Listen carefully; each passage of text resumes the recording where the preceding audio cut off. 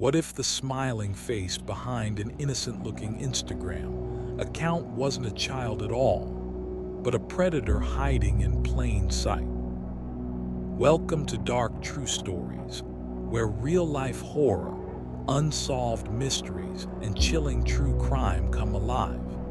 If you're drawn to creepy stories and true crime cases, make sure to subscribe and join us every week as we uncover the darkest truths behind the unknown. This is the story of a bizarre internet rabbit hole, one that began with a single Reddit post and spiraled into the discovery of a disturbing network of fake children, hidden fetishes, and a man who may be far more dangerous than anyone first imagined.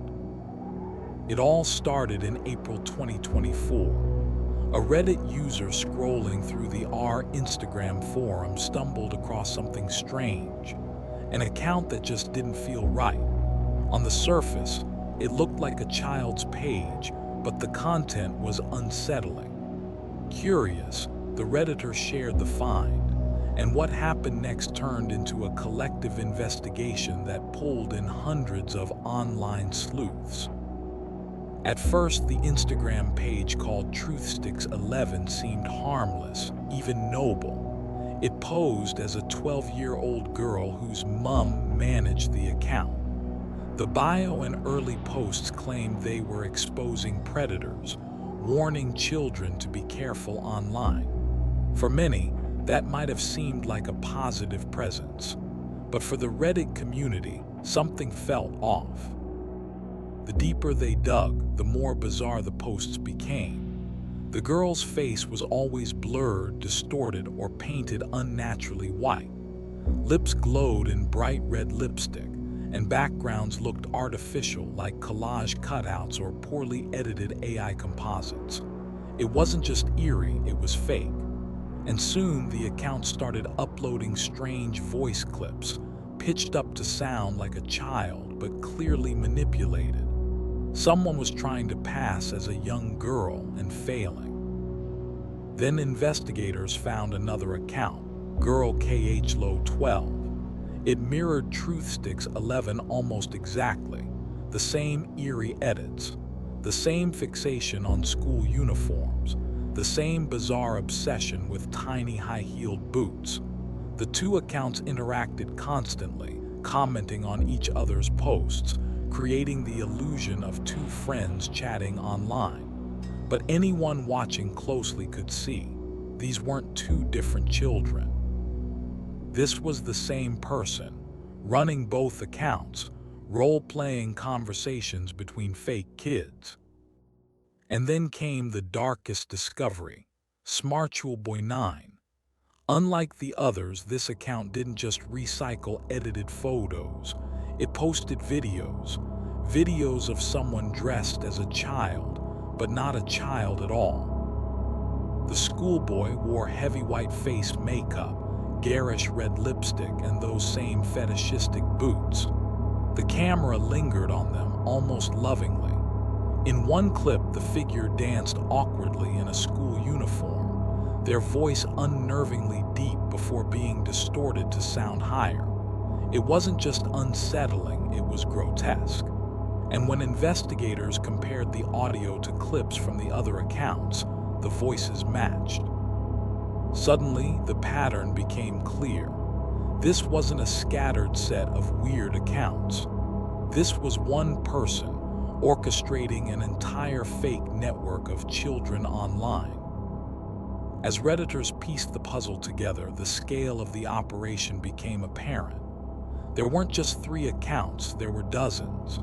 Each played a role, a little girl, a little boy, a protective mom, even imaginary friends. Together, they created a fabricated online community of children. And the operator didn't stop at pretending. They used these personas to follow real children, comment on their pages, and slowly build connections. Some posts were even worse. They included real photographs of children at playgrounds and schools, faces blurred just enough to avoid detection but clearly authentic. Where had those images come from? Had the operator been stalking children in person or stealing them from parents' social media pages? Either answer was chilling. And then the mask slipped. Buried in captions and comment threads, the operator occasionally used a real name, David. It was a crack in the facade. Further digging revealed that this network of accounts could be traced to one man, reportedly in his late 50s, going by the name David Alter. Who was David? A lonely man role-playing online, or something far more sinister? What made the story even more disturbing was the way David blurred lines between hunter and prey. On one hand, he pretended to call out predators, posting warnings and exposing others. On the other hand, he filled his accounts with fetish imagery, sexual undertones, and posts that hinted at violent fantasies. In some captions, he wrote about killing. In others, cannibalism. It wasn't just role play, it was a carefully constructed trap. Investigators now faced an unsettling possibility. David wasn't simply pretending to be a child. He was weaving a fantasy world where he controlled every voice, every image, every character.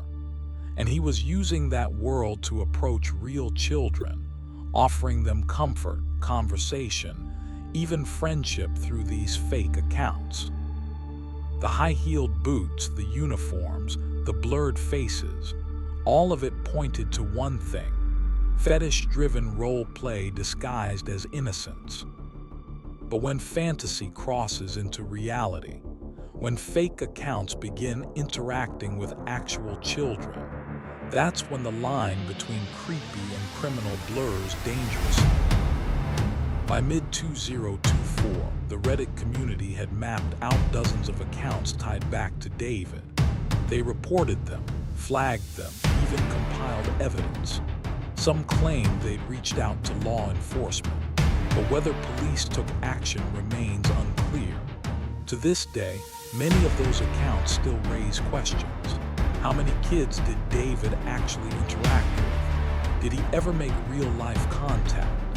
And why was he allowed to operate for so long in plain sight? For those who followed the rabbit hole, one thing became certain: this wasn't just an internet oddity. It was a glimpse into the dark adaptability of predators. When one door closes, they find another. When platforms crack down on one tactic, they invent a new mask. And sometimes those masks are children. So where does that leave us now? With unanswered questions. Was David ever caught? Did investigators shut down his network? Or is he still out there building new accounts, waiting for the next child to stumble across his page? The truth may never be fully known, but one thing is clear: what looks harmless online can hide horrors we can't imagine. The smiling face on Instagram might not be a child. It might be something much, much darker. This has been Dark True Stories. Subscribe for more weekly dives into the most haunting real-life mysteries of our time. And remember, what you see online isn't always what